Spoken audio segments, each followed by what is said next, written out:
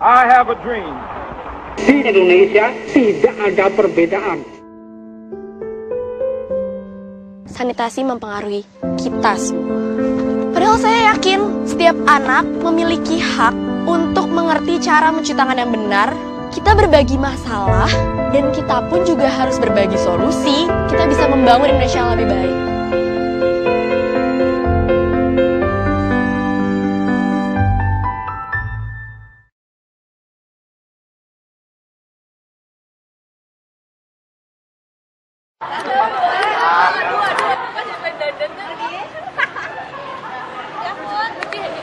Itu dosen-dosen yang soleh bukan karena sering meninggalkan kuliah lebih cepat untuk asar, bukan. Soleh bukan karena sering debu-debu di masjid, membuang waktu lebih lama di masjid daripada di ruang kuliah, bukan. Asketisme dunia ilmu itu kesalehan dosen ialah kesalehan orang yang berterima kasih telah mendapatkan masalah ini yang belum naik tingkat, ketinggalan semester karena ini dia tahu. Nah, syukur dari gajinya yang apa adanya itu dipotong dan dipakai untuk menyumbang mereka. Ini wujud kesalehan akademik, kesalehan ilmiah yang tulen. Guru itu guru tenanan, itu Anda boleh berguru sama dia, jangan boleh tidur, tanya ilmunya. Nomor satu, tanya kok. Nomor dua, tidak ikut rebutan proyek. Orang proyek penelitian ini ora melu, nek ora dipanggil ora, panganan kabeh aku tak golek liyane. Wis cukup. Ada enggak itu orang yang bilang wis cukup iki, wis cukup. Semua proyek-proyek panganan. Walhasil nanti proyek-proyek itu keliru penataan keuangannya, keliru laporan dan jadi masalah kan? Udah Anda tidak selamat. Itu guru ngelmu, guru laku. Guru laku itu ialah teladan tingkah laku yang mulia. Dosen seperti itu pasti ada di FIB. Mungkin 2, mungkin 3, mungkin beberapa. Tapi mungkin cuma 1 juga bisa. Itulah orang ini panggilan peran profetik golongan intelektual termasuk para mahasiswa. Inilah jawaban terhadap problem-problem kemanusiaan kontemporer maupun yang bersifat klasik dari dulu sampai sekarang. Yang penting Anda telah memberikan jawaban. Jawaban Anda buruk tidak menjadi masalah karena yang buruk bisa ditingkatkan menjadi lebih baik. Kita optimistik, Allah bersama kita. Assalamualaikum warahmatullahi wabarakatuh. Rame, itu baru paham. Ya, jangan rame. Ada orang tua bicara, jangan rame. Itu paham. Kalau menggunakan bahasa mencoba yang sangat halus itu mungkin perlu ber-SKS lagi. Ingat berapa SKS persoalan manusia kaum intelektual ada seperti itu dan memang intelektual profetik juga mampu menjadi solusi atas kondisi tersebut. Nah kalau gagasannya Gramsci kan intelektual organik kayak gitu. Bagaimana Gramsci dengan intelektual yang mencoba mengcounter hegemoni dalam hal ini negara gitu. Hegemoni negara merupakan representasi dari kelas dominan yang ada kayak gitu. Ya kita tahu kelas dominan hari ini ya bourgeoisie yang sehingga sekarang merangkap menjadi apa ya kapitalis monopoli kayak gitu.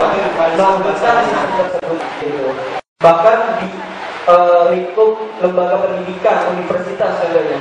Universitas pun juga akan. Nah, saya bertanya, alasannya apa? Mengapa kok sampai terjadi kerusuhan terhadap petani tembakau? Dan saya ingin tahu sedikit gambaran nyatanya dari Bapak. Terima kasih. Wassalamualaikum warahmatullahi wabarakatuh.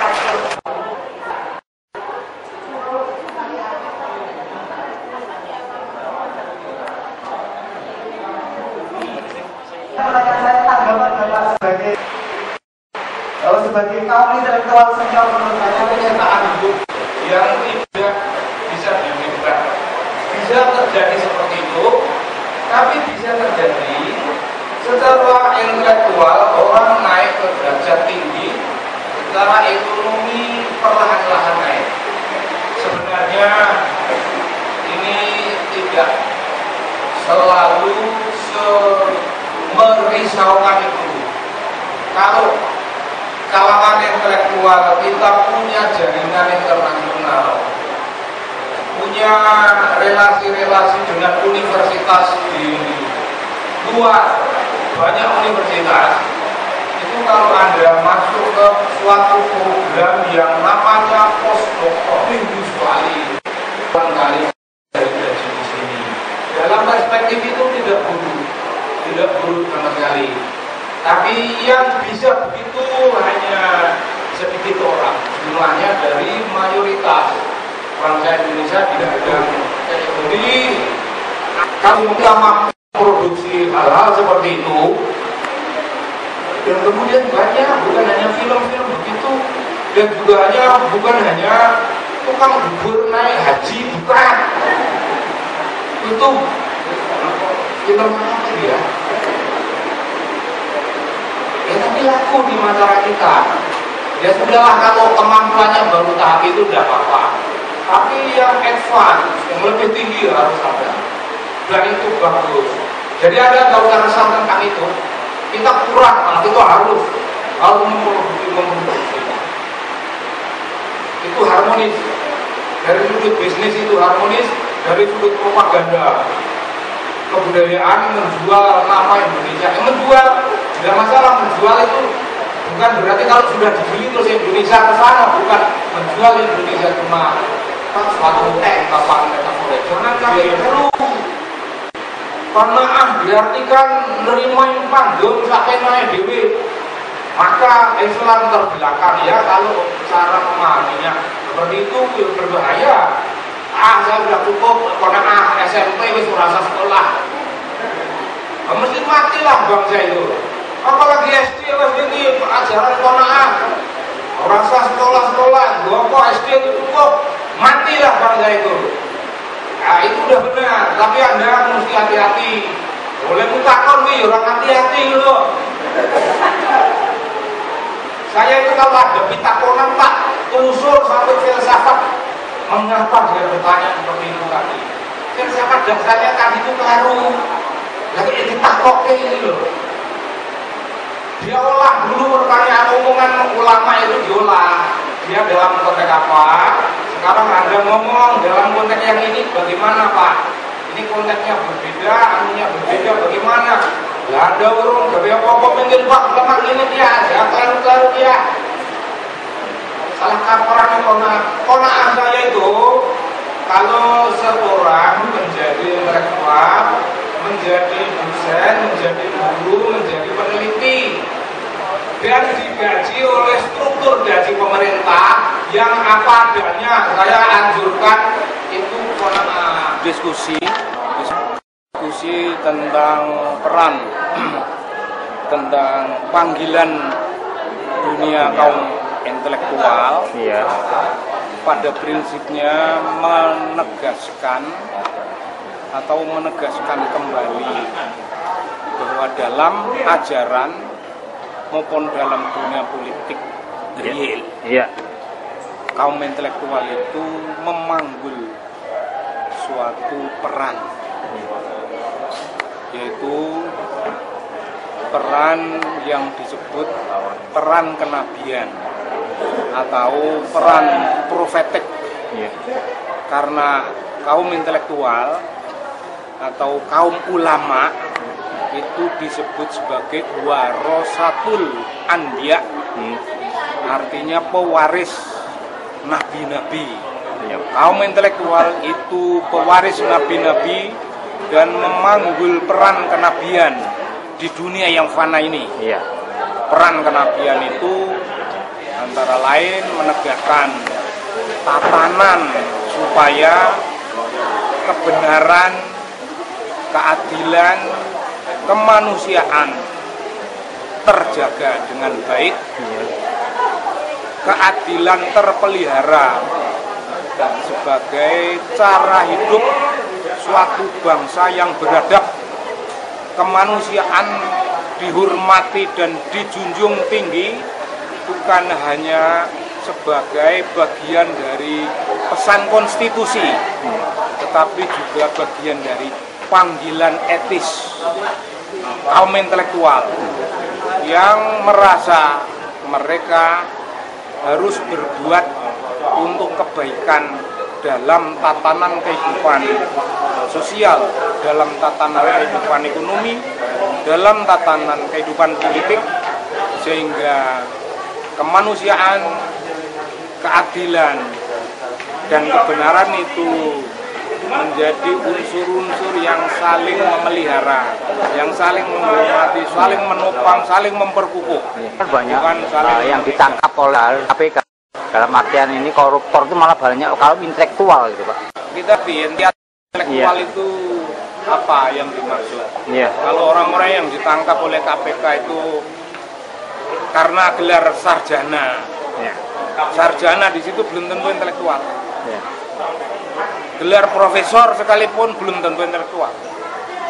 Karena yang kita bicarakan di sini, kaum intelektual itu ialah orang-orang atau orang individu, seorang individu yang selalu gelisah, yang selalu mencoba mencari jawaban atas persoalan-persoalan keadilan di masyarakat.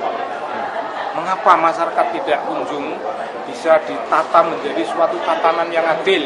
Nah, orang itu gelisah memikirkan itu dan mencari jawabannya. Nah, orang yang mencari jawaban seperti itu tidak mungkin korupsi.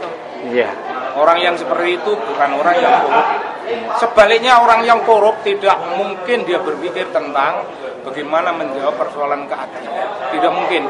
Orang yang korup, meskipun dia profesor, meskipun dia doktor, meskipun dia pangkat yang lainnya, gelar-gelar akademik lainnya, dia tidak peduli pada keadilan, tidak peduli pada berfungsinya kehidupan ilmu pengetahuan, tidak peduli pada tatanan kemanusiaan yang porak-poranda. Yang penting bagi mereka nyolong sebanyak-banyaknya dan dia menjadi kaya, meskipun dia anak orang miskin dan tiba-tiba berkuasa di partai, di birokrasi, dalam waktu pendek berkuasa kaya. Nah, itu bukan intelektual, itu kaum serakah. Diskusi mendapat respons yang bagus, itu tanda bahwa kegelisahan memikirkan peran kenabian kaum intelektual, panggilan duniawi kaum intelektual, itu persoalan yang menjadi keresahan orang banyak. Di sini menjadi pemikiran, dan waktu diadakan diskusi ini datang begitu banyak kalangan memberikan respon dan lain-lain. Itu tanda bahwa sebagai nilai, sebagai suatu pemikiran, sebagai suatu ajaran, hal itu menjadi concern orang banyak, bukan concern satu dua orang. Baik, terima kasih.